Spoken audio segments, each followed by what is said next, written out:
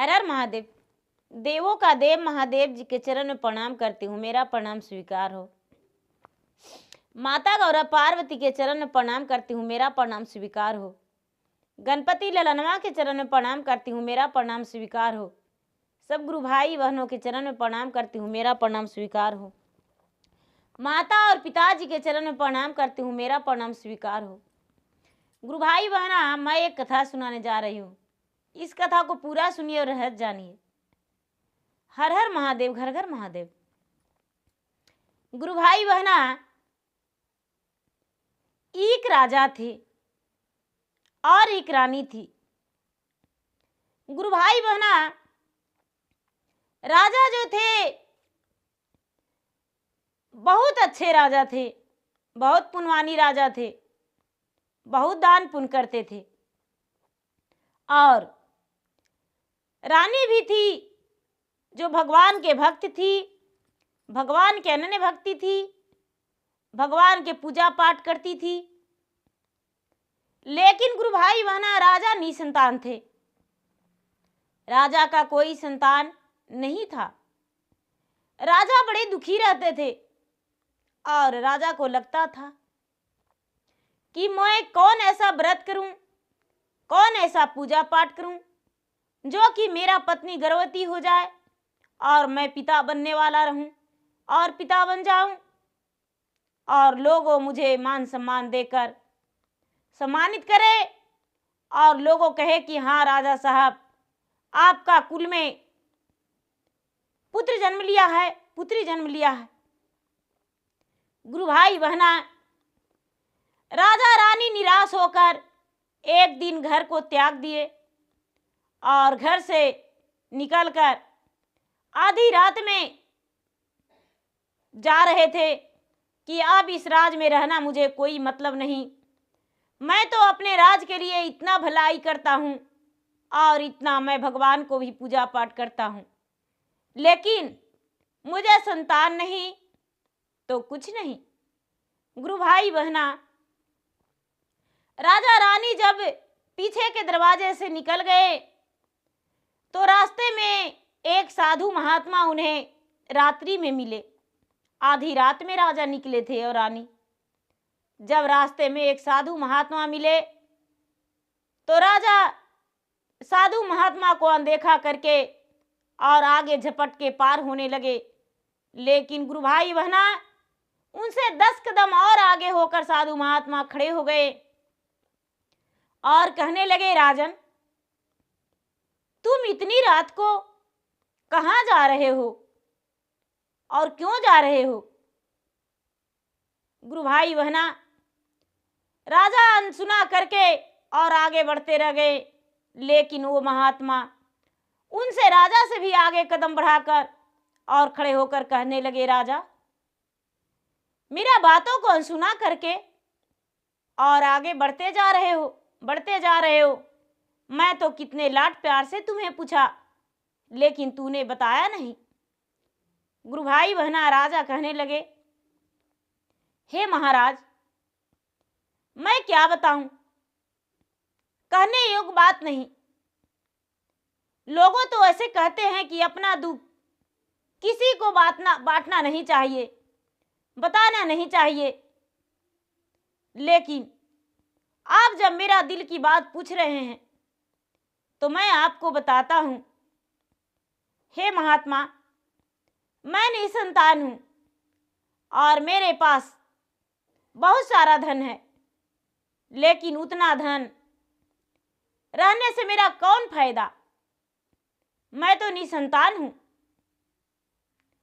धन आखिर क्यों मेरे पास उतना है, जब धन का खाने वाला जब कोई है ही नहीं। गुरु भाई बहना, वो महात्मा कहते हैं, बस इतनी सी छोटी सी बात, राजन, तुम अपना नगर को लौट जाओ, जाओ। राजा बोलते हैं, महाराज, मैं तो अपना पूरी राजपाट त्याग कर और एक गरीबी वस्त्र पहन के घर से निकला हूं, लेकिन मैं नहीं जाना चाहता हूं। गुरु भाई बहना, चुटकी भर चावल लेकर महात्मा राजा को हाथ में देते हैं और कहते हैं, लो इस चावल को पति पत्नी दोनों समावीता धरती लिपकर और ग्लास में दूध लेकर चावल को खा जाना और जिस भगवान को मानते हो उसी भगवान को याद कर लेना और दूध को पी जाना। गुरु भाई बहना, राजा भगवान वो साधु महात्मा को बात सुनकर और घर आए और सवेरा हुआ तो राजा प्रेम से पति पत्नी स्नान किए और भगवान का पूजा पाठ किए। पूजा पाठ करके और प्रेम पूर्वक उसी समावीता धरती में नीपकर और ग्लास में दूध रख के और जो चुटकी भर चावल वो महात्मा दिए थे वो दोनों मिलकर आधी आधी चावल खाकर और दूध पी लिए भगवान भोलेनाथ को नाम लेकर। लेकिन गुरु भाई बहना, उसके बाद राजा सोचते हैं कि ही रानी, हे प्रिय, हे सुंदरी, आधी रात में भला कौन महात्मा आएगा? वो साक्षात भोलेनाथ ही थे, हम लोग पहचानने में भूल कर दिए। कोई महात्मा भी दिन में घूरते हैं लेकिन हमें तो आधी रात में। रानी बोली, हाँ महाराज, यही सच होगा, वो भोलेनाथ होंगे। चलो कोई बात नहीं, भगवान जो दिए हैं वो मैंने तो खा लिया। गुरु भाई बहना, कुछ ही दिन बाद रानी अपने पति से कहती है कि राजा साहब, मैं गर्भवती हूं, मुझे लगता है कि मैं गर्भवती हूं। राजा इस बात को सुनकर बड़े प्रसन्न हो गए और अपने प्रजा में सबको बताए। पूरा प्रजा झूम उठे, खुशियां का बारिश होने लगा और राजा बड़े खुशियां मनाए। गुरु भाई बहना, 9वां महीना के बाद रानी का औद्र से जब पुत्र जन्म लिया तो राजा रानी और उनके प्रजा बड़े प्रसन्न हो गए। लेकिन गुरु भाई बहना, नामकरण के लिए राजा राजपुरोहित को बुलाए और राजपुरोहित आए तो नामकरण के लिए राजा से बता दिए।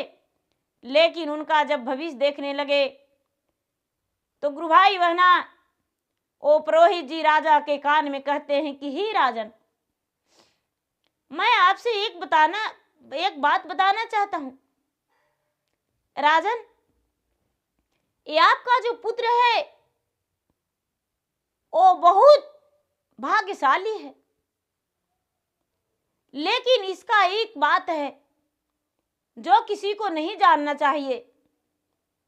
यदि आप किसी से बता दीजिएगा तो आपका पुत्र पे खतरा आ जाएगा और आपका पुत्र जीवित नहीं रहेगा। लेकिन जब आपका पुत्र 7 वर्ष के होगा तब उसे बताइएगा और उसे मना कर दीजिएगा कि वो किसी से नहीं बताए। गुरु भाई बहना, जब ऐसा बात राजा सुने तो कहते हैं कि कौन सा बात है राजपुरोहित जी? कहने लगे कि आपका जो पुत्र है, एक चिट्टी जो छोटा होता है और बड़ा जानवर हाथी होता है, सारी जीव जंतु का भाषा वो समझेगा और सारा जीव जंतु इससे बात करेगा। एक चिट्टी का भाषा ये राजा समझ जाएगा। जल में जो मछली तड़पता है, पैरता है, तैरता है, उसका भाषा भी ये समझेगा। गुरु भाई बहना, राजा बोले, ठीक है महाराज, मैं ये बात किसी से नहीं बताऊंगा। गुरु भाई बहना, ऐसा बात राजा कह दिए। राजपुरोहित को जो दान दक्षिणा देना था, दान दक्षिणा राजपुरोहित को राजा दे दिए और राजपुरोहित अपना घर चले गए। गुरु भाई बहना राजपुरोहित जी अपना दान दक्षिणा लेकर चले गए। धीरे धीरे रानी का गोद में वो बालक पलने लगा और धीरे धीरे बड़ा होने लगा। गुरु भाई बहना हर बच्चा की तरह राजा का बच्चा भी बड़ा होने लगा और धीरे धीरे समय बीते बीते वो बच्चा 12 वर्ष का हो गया। गुरु भाई बहना जब 12 वर्ष का हो गया, 7 वर्ष का हो गया, तो राजा एक दिन अपने बच्चे को गोद में बिठाकर और कहने लगे, बेटा आज मैं तुम्हें कुछ बताने वाला हूं, क्या तुम मेरे बात मानकर किसी को नहीं बताओगे? गुरु भाई बहना वो बालक राजा का बेटा राजकुमार बोला, पिताजी आप जो भी कहेंगे मैं उस बात को ऐसे कोने में छिपाऊंगा जो कभी मेरे तलवे ऊपर आएगा ही नहीं। गुरु भाई बहना राजा बोले कि तो ठीक है पुत्र, तूने हर जीव जंतु का भाषा समझेगा, हर जीव जंतु जो बोलेगा वो तेरा कानों में स्वरण आकर और उसका भाषा तुम समझ जाएगा। हर जीव जंतु तुमसे बात करेगा। एक चिट्टी का भाषा तुम समझ जाओगे, एक हाथी का भाषा भी समझोगे, छोटा से छोटा प्राणी और बड़ा से बड़ा प्राणी को सबके भाषा तुम समझ जाओगे। लेकिन बेटा इस बात को अपने पत्नी से भी मत बताना। जिस दिन तुम सच बता दोगे उस दिन तुम्हारा जान चला जाएगा। गुरु भाई बहना राजकुमार जो था बोला कि पिताजी मैं किसी से ये बात नहीं बताऊंगा। गुरु भाई बहना राजा का बेटा इस बात को मन में रख लिए और जो भी जीव जंतु बातें करता था तो राजकुमार सारी बात को समझ जाता था। गुरु भाई बहना धीरे धीरे समय बीतने लगा और राजकुमार का 12 वर्ष पुर गया। 12 वर्ष पुर गया तो राजकुमार का विवाह उसके पिता धूमधाम से कर दिए और राजकुमार की पत्नी घर में आ गई। गुरु भाई बहना धीरे धीरे समय बीतने पर कई वर्ष बीत गए और राजा रानी दोनों वृद्ध होकर और उनका अंतिम यात्रा भगवान के पास चला गया। अब ये जो राजकुमार थे वो राजा बन गए। राजा बन गए, अपने नगर के बड़े अच्छे तरीके से संभालने लगे और नगर का लोग उन्हें भाव देने लगे। गुरु भाई बहना एक दिन का बात है कि राजा जो राजकुमार थे वो राजा बने गए, अपने पत्नी के साथ कमरे में गए। जब कमरे में गए तो एक छोटी सी चिट्ठी थी। वो चिट्टा से बोला, ए जी सुनते हैं, इस कमरा से बाहर हो जाइए। अब राजा तो आ गए हैं, रानी भी आ ही रही होगी। अब राजा रानी दोनों सोएंगे, चलिए हम लोग बाहर हो जाइए। गुरु भाई बहना चिट्टा और चिट्टी दोनों बाहर हो गया। इस बात को सुनकर वो जो राजा थे बड़े ठठाकर हंस गए और जब ठठा ठठा कर हंसने लगे तो रानी उनकी कहती है कि राजा साहब आप क्यों हंसे, हमें बताइए। गुरु भाई बहना ये राजा कहने लगे, प्रिय तुम जो आ रही थी मेरे पास तो तुम्हें देखकर हंसे। रानी कहती है, नहीं राजा साहब, आप कोई और बात के लिए हंसे, क्यों हंसे हमें बताइए। गुरु भाई बहना राजा कई प्रकार के बात बनाए लेकिन रानी नहीं मानी। रानी कहती है, मैं इस बात से मानने वाला नहीं हूं, मुझे बताइए आप क्यों हंसे। गुरु भाई बहना राजा कहने लगे, हे प्रिय यदि सत्य बता देंगे तो मेरा जान चला जाएगा। गुरु भाई बहना रानी बोली, महाराज आपको जान चला जाएगा, इसके लिए मेरा कोई परवाह नहीं, लेकिन आप क्यों हंसे, बताइए। राजा कहने लगे, सवेरा होने दो, मैं अपने प्रजा का बताऊंगा कि मैं मरने वाला हूं, और तुम अपने हाथों से मरण घाट पे चंदन की लकड़ियां को सारा बोझ देना और उस पे घी छिड़क देना, और उसी पे बैठकर और तुम्हें सत्य बताएंगे। रानी बोली, ठीक है महाराज। गुरु भाई बहना, जब सवेरा हुआ तो राजा अपने मंत्री को सबसे पहले, जो उनका वफादार मंत्री था, उन्हें बुलाकर कहने लगे, आज तो मैं मरने वाला हूं। मंत्री बोले, महाराज ऐसा क्यों बोले, आपका एक बाल बाका हो जाए तो मैं अपना जान छिड़क दूंगा, मैं अपना जान कुर्बान करके धर दूंगा। इतना सेनापति, इतना प्रजा, लेकिन आप ऐसा क्यों बोले महाराज कि मैं मरने वाला हूं। कहते हैं कि नहीं, आपको नहीं पता, कुछ ऐसी बात है जो मेरा और रानी के बीच में है, जो मैं रानी का बता दूंगा तो मेरा प्राण निकल जाएगा। वो जो राजा का वफादार मंत्री थे, वो रानी को जाकर बहुत समझाए, लेकिन रानी नहीं मानी। गुरु भाई बहना, सारा प्रजा जान गए कि आज राजा का मृत्यु होने वाला है। पूरा राजा को सारा प्रजा समझाने लगे, महिलाएं पुरुष सभी को समझाने लगे कि राजा साहब कौन ऐसी बात है जो रानी से बताएंगे, नहीं बताइए। लेकिन रानी कहती है कि राजा आप हंसे क्यों, हमें बताना होगा। गुरु भाई बहना, सारा लोग जब मरण घाट जा रहे थे और रानी भी जा रही थी, चंदन का लकड़ियां चला गया वहां, गाय और भैंस का घी वहां चला गया। गुरु भाई बहना, सारा लोग आगे आगे और राजा पीछे पीछे। रानी भी जा चुकी थी और राजा बोले कि सबसे पीछे हम आएंगे। तो गुरु भाई बहना, आगे रानी थी और पीछे से राजा। इतना ही में एक बकरा और एक बकरी दोनों एक पीपल के वृक्ष के नीचे बातें कर रहे थे। गुरु भाई बहना,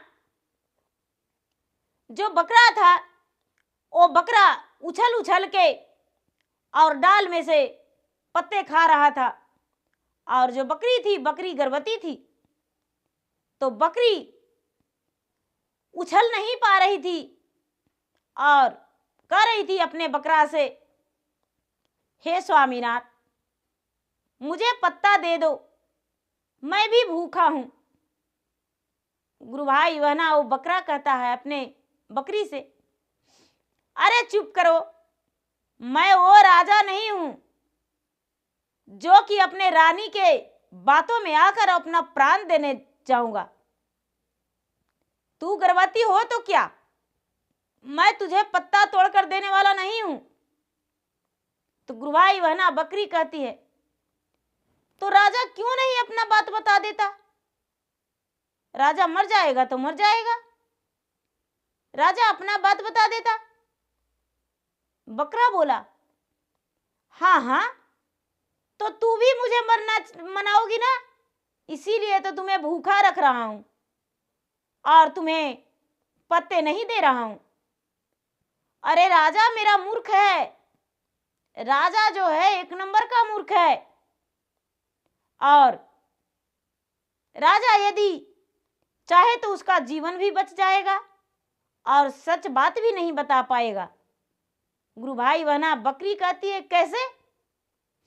देखो, अब राजा खड़े होकर उसका बातें सुनने लगे।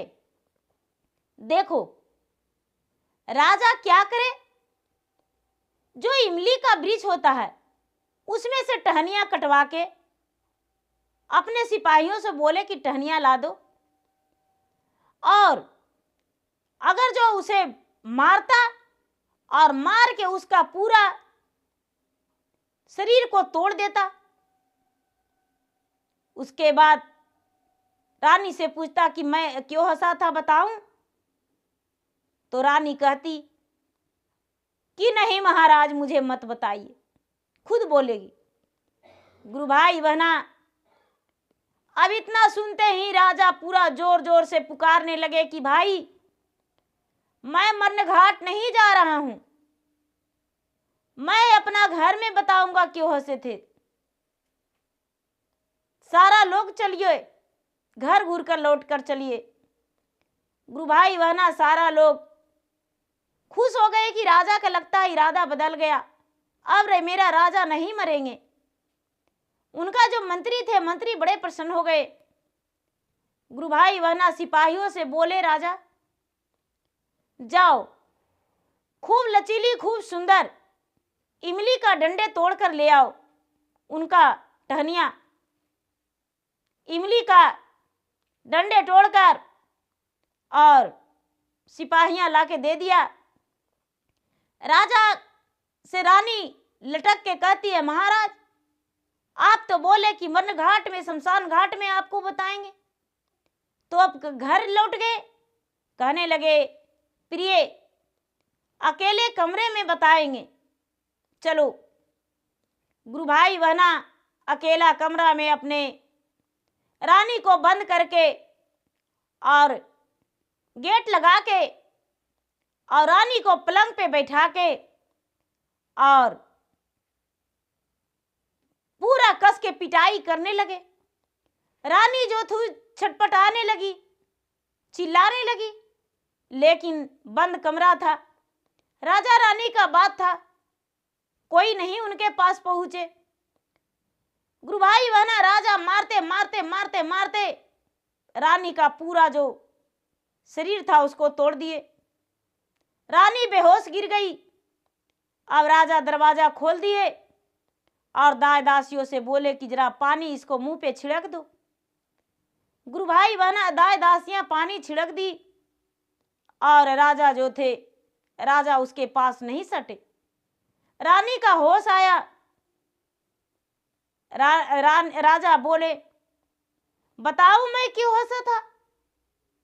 रानी कहती है, क्यों हंसे थे महाराज, बता तो दिए, तुम्हें कैसे बताते कि मुझे आज किसी ने बताया है कि रानी को राजा पीटेंगे? मुझे किसी ने बताया था, किसी महात्मा ने, कि आज अपने रानी को खूब पिटाई करेंगे करना, बोलो, इसीलिए मैं हंसा था। और दोबारा पूछेगी। गुरु भाई बहना रानी जो थी राजा के चरण पे गिर के पकड़ के पैर में और लिपट के रोने लगी और कहने लगी, हे स्वामीनाथ, अब दोबारा नहीं आपसे पूछेंगे, कभी नहीं पूछेंगे। तो राजा बोले, प्रिय अब दोबारा मेरा हाथ तुम्हारे शरीर पे मारने को लिए नहीं, प्यार करने को लिए जाएगा। जब नहीं पूछेगी तो अब तुम कभी नहीं पूछना। गुरु भाई बहना अब राजा क्यों हंसे? रानी दोबारा मुंह पे नहीं लाई और राजा का इमली का टहनिया कभी रानी के पीठ पे नहीं गया। अब राजा रानी दोनों बड़े प्रेम से और बड़े अच्छे से रहने लगे। राजा जो थे अपने मन की बात किसी से नहीं बताए और जो राजा का मन की बात था, जो सच था, वो अपने मंत्री से, अपने पत्नी से, अपने कोई भी हित मीत से नहीं बताए, क्योंकि राजा का जीवन का खतरा था। तो गुरु भाई बहना मेरा वीडियो अच्छा लगे तो इसे लाइक कीजिए, शेयर कीजिए, सब्सक्राइब कीजिए। मेरा चैनल पे यदि नए हैं तो मेरा चैनल का सब्सक्राइब कीजिए। बेल आइकन घंटी को दबाना ना भूलिए, बेल आइकन घंटी को दबाइए, जो कि आपका हर वीडियो का नोटिफिकेशन आपके पास सबसे पहले पहुँचे। और मैं इंस्टाग्राम पे भी हूँ, मैं फेसबुक पे भी हूँ, मेरा फेसबुक पे, मेरा इंस्टाग्राम पे फॉलो कीजिए, लाइक कीजिए, शेयर कीजिए। धन्यवाद। हर हर महादेव, घर घर महादेव। प्रेम से बोली शंकर भगवान की जय।